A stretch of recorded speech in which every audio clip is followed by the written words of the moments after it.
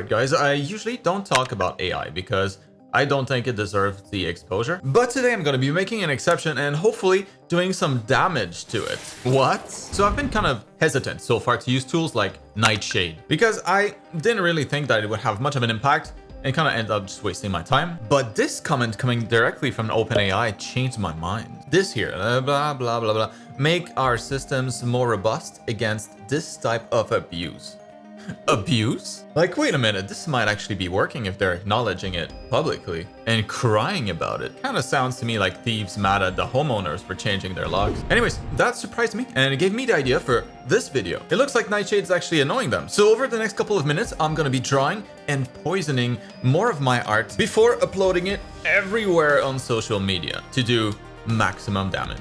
Just doing my part to help, ruin the AI that they built on stolen work from all of us. The kind of petty revenge that I'm a fan of. I'm drawing a portrait because people seem to generate a lot of them using AIs. Also, I just kind of wanted to draw a portrait. And real quick, in case none of this makes sense to you so far, Nightshade is this post-process that you can apply to any image to basically poison it so that when AIs scrape it from the internet, they might see like this as a dog, but it's actually a cat. So their AI starts to confuse the meaning of words and then the resulting images make no sense anymore. Over time, apparently relatively quickly, this messes up their AI model, and if done on a large enough extent, their generated content starts to suck and becomes unusable, allegedly. Personally, I still kind of doubt the extent of the damage, but it's fun to imagine that it actually might work. It's doing something, at the very least, for the AI bros to get mad at it, and obviously, the more people who use it, the more damage we can do. So to do that, you gotta download, install, and plug in your art for it to get processed. This can take a little bit, but thankfully I upgraded my GPU recently, so it's only just about like 2-3 minutes per images at the highest quality setting. Definitely manageable. And I wanted to use the most damaging mode for maximum impact, but that's what it looks like. Oh my god. It kind of ruined the drawing, honestly. But then I tried default mode next, and that looked pretty acceptable, right? Like if I zoom out especially, I'd say that's not too bad. At least like 4 out of 10. This one, I don't know why they would even give the option if the results are this terrible. And like, is this a joke? Anyways, what this does is apparently it applies a layer of pixels on top of the image that the AI can't detect still. Something that even blurring the image can't remove, but I have no idea how that works. Anyway, my final result is this. You can see the version without and one with. We end up with some artifacts everywhere, but honestly, it's kind of hard to notice when you see it in your feed on social media, as long as you don't pay close attention, I guess. But now that I look at it though, it could almost pass for like some subtle brush strokes. Doesn't look too bad. And you notice the hand in there too? It's the perfect Trojan horse. How could they not scrape this? And while the AI in theory should look at this and instead of seeing it as a woman, it'll see it as something else. So let's go ahead and upload this first one. Fire! Now we need even more poison. So what are we gonna do for the next one? Maybe something in a different style to see how Nightshade is gonna deal with it. Yeah, let's do a couple more characters to give ourselves more chances at doing more damage. There's no reason to hold back against those big evil corporations because in reality, generative AI companies are just basically doing exactly what so many Chinese companies have done and gotten away with for decades with all the products that they knock off and then mass produce for dirt cheap. It's basically the same, except this time it's American companies doing it, stealing our creativity and mass producing knockoff art for dirt cheap. America! And to me, that's what AI images usually feel like. Feels cheap. Just knowing it's AI makes it feel worthless. It's so impressive when a killer piece, is made by an artist because we can imagine everything that went on behind the scenes to make that happen. We respect the art, but also the massive efforts it took to get there. It's all of that combined that makes it impressive. You don't get any of that with AI. There's no effort. Anybody can generate an image and then anybody can use it because it has no copyright protection. To me, AI images are like fake muscle implants. Or like butt implants, basically. You can't help but look down on it. It's not that hard to pick up a pencil and start practicing. Art is probably one of the most approachable skills to learn and the most fun too. I have literally hundreds of videos teaching it for free.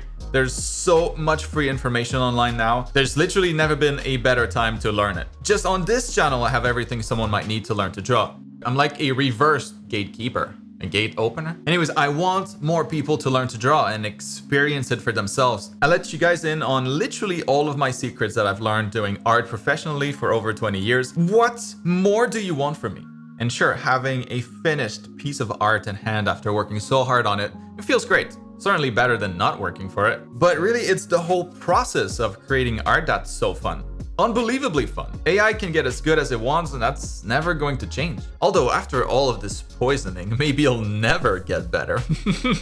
I can't see the future, obviously, but with all of this tech to generate images, it kind of feels like when I was younger and everybody was starting to transition to digital art, coming from traditional art. I'm not saying that we'll all transition to AI art at all. My point is that it was seen as the apocalypse for many back then, like, the art industry is over. When in reality, it just got way better overall and more people than ever were able to become artists.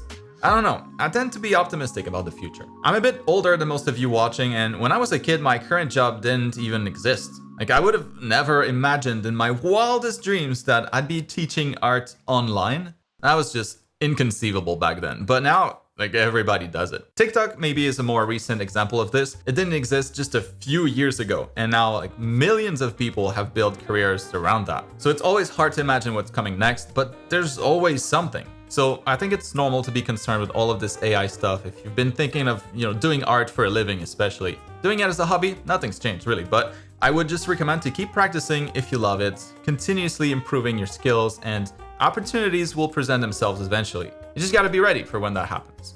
What I would definitely not recommend is to spend a fortune on like a traditional education. Get under a mountain of debt and expect that your art career will take off immediately to help pay it all back. That's unlikely to be a good return on your investment. I mean, it's never been a good investment to go to traditional art school. I've said this many times, but even less so now.